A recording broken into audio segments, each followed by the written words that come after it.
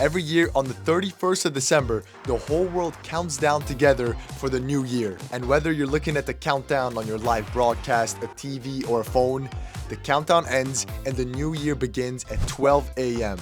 But what if I told you all these years we've been celebrating at the wrong time? Because depending on what clock you use, you could be celebrating too early, too late, or not even at all. So today we're gonna find out what time you should actually celebrate New Year's. Okay, so first, we're all used to having our times on our phones, our stoves, our toasters, or even fridges. But how do we use to tell time? And the answer for that is the sun. When the sun would reach the highest point in the sky, people would consider that the time of noon. So yeah, not the most precise way of telling time. This actually meant that if you would go a mile to your right to a new little town, that town would be a couple minutes behind you. This caused every little city, every little town to have their own separate time zone, resulting in like millions of different times all at once around the earth, which I'm sure didn't make the New Year countdowns that clear. If we did this today, the New Year's would roll across Earth continuously, resulting in one big mess. And the thing is, this version of telling the time with the sun above you actually worked until trains were invented. Once this new invention, trains, could go from city to city in just hours, meant that they would be crossing through dozens of time zones in just one trip. This time problem caused confusion with train schedules, it caused trains to crash, and caused so many unnecessary deaths. Clocks from different types of people were disagreeing not just by minutes, but by hours.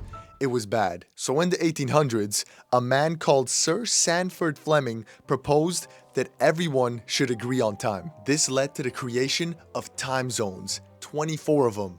This solved the railroad problems, and it also solved numerous other time-related problems due to the lack of a universally agreed upon time before that. And in case some of you were also wondering, is there a certain place with the most accurate time?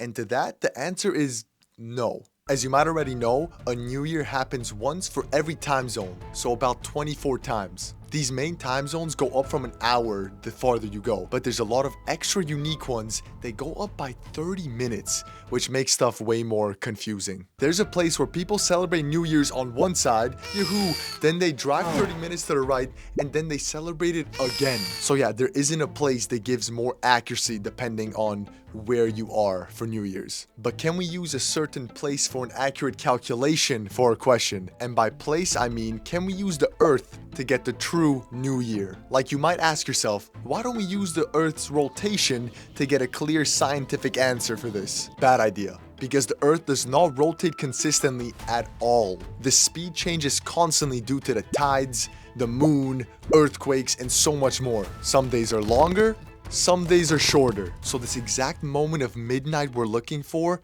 it drifts. Not a lot, but it drifts just enough for us not to get an accurate answer. Which means the sun or the earth are no help to us with this question. So I think we're gonna need something more accurate.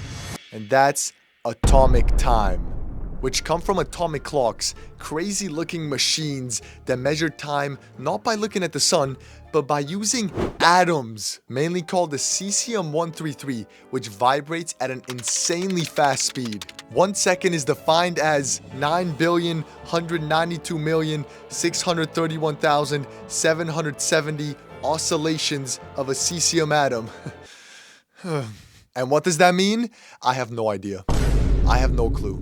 So all this very confusing things gives us atomic time, also known as TAI. It's perfectly steady, no imperfections, zero drifting. It's a perfect time. Or is it? Get ready for more confusing words. There's actually a most accurate clock in the world called the NIST aluminum ion clock. Like atomic time, it uses atoms by trapping one singular atom, pairing it with a magnesium ion, then cooling it to absolute zero, and then measuring it with a 2-mile laser beam. I don't know what I'm saying, so don't beat yourself up if you also don't. But anyway, this accurate clock measures a second to the 19th decimal. And this is how much 19 decimals is. It's a lot. It's insane precision.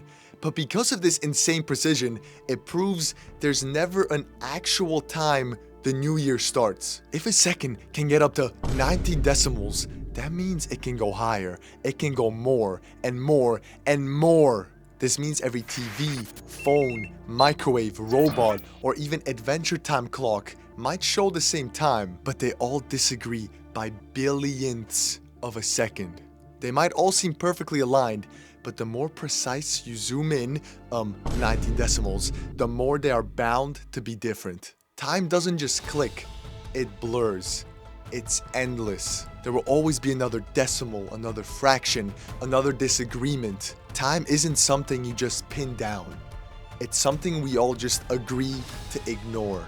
Okay, that sounded deep for no reason. But now let's take a deep breath. Now we know atomic time is technically perfect and Earth is not perfect. So because of this, we created Universally Coordinated Time, also known as UTC. UTC is technically atomic time, but it takes Earth's imperfections into account and adds leap seconds to keep it aligned with Earth's rotation. UTC is what we use today and what you can see on your phones right now. And get this, if we use UTC and UTC adds leap seconds, how many seconds have been added?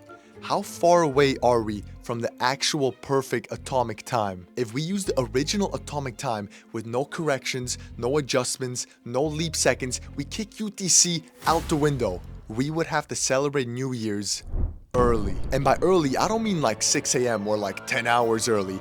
I mean only 37 seconds. That's how much time has officially been added to the atomic time. So technically, the correct time to celebrate New Year's is 11:59 and 23 seconds. So the physically most correct time to celebrate already passed while you're still deciding who to kiss for the fake New Year's. But does this mean you have to switch your ways? Do you have to go tell everyone you know that we have to celebrate 37 seconds early?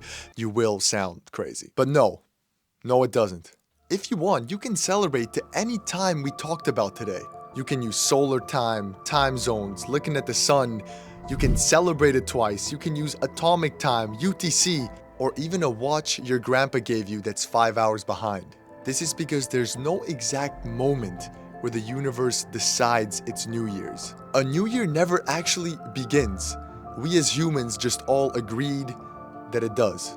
So yes, you can also ignore everything I said and just celebrate New Year's normally, like you and billions of other people have always done. And that's not because it's correct. The correct time is just the one we all agreed to believe. Time doesn't care, atoms don't care, and the universe also very much doesn't care. But humans do. We are the ones that care. Because if nothing actually matters and we are one of the trillion planets that have no meaning of life and we will have zero effect on the universe, us still choosing what matters, it's kind of beautiful. Happy New Year's.